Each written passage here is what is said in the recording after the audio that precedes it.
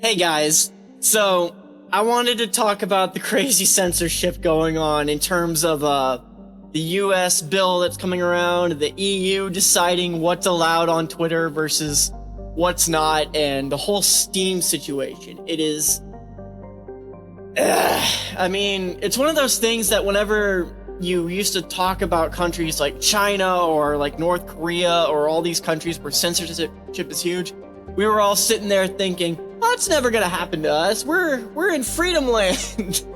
But yet again, we are dealing with things that were always eventually going to happen. It's one of those things where people constantly say, that'll never happen here. And of course, how does the government always frame it? We're protecting the children.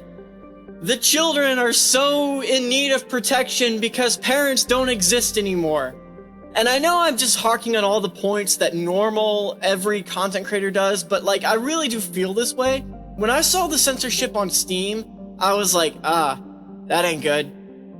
But once I saw that they're censoring things like Wikipedia and, Twitter's already dealing with people in the EU not being able to see certain things, where I do understand companies and, weirdly enough, the government wanting to make sure that you say you are. It's like our last bastion of freedom was the internet. The internet, we could literally do whatever we wanted, when we wanted, and it was great. But it's turned into one of those things where we're just sitting there just dealing with the constant it's one of those things that I knew this was going to happen eventually. I think we all secretly knew it was going to happen, but we were just kind of ignoring it. Well, now we're coming to the point where we actually have to deal with it. And it's just one of those things that dealing with it is going to be a long process, and the vast majority of normal people never seem to be concerned about this type of thing. And it's genuinely concerning. So, all this to say is I'm going to leave a link in my description to kind of learn about the bill the US is trying to pass. And you're going to have to, if you want to do something about it, contact your local representation in America and basically say, I'm not going to vote for you if you go for this. And if they, we just got to kind of overwhelm them with phone calls. And I know that seems like a very rude thing to do to people who are just doing their job there, but you got to show that you're angry and you're upset and you want to really speak up, because guys, we've been going down this slope for a long time, and it's getting to the point where if we keep letting things like this happen, it's just going to get worse and worse and worse. So that was the main thing I wanted to talk about. It was just getting that out of the way. By the way, if you're new here, I'm Lost. Recently, I started sharing my thoughts and opinions, and that can either be to my detriment or to be beneficial to me. But if you like this video, if you like my art and my commentary, I would really appreciate if you left a comment letting me know. Let's discuss all of this in the comments. It's one of those things that we just have to make a discussion and get things going. But that being said, that out of the way, just back to the video. So now we're going to talk about the artwork a little bit. So on a lighter note, this artwork of Gigi was something that I really enjoyed making. This was actually done on a study of lighting.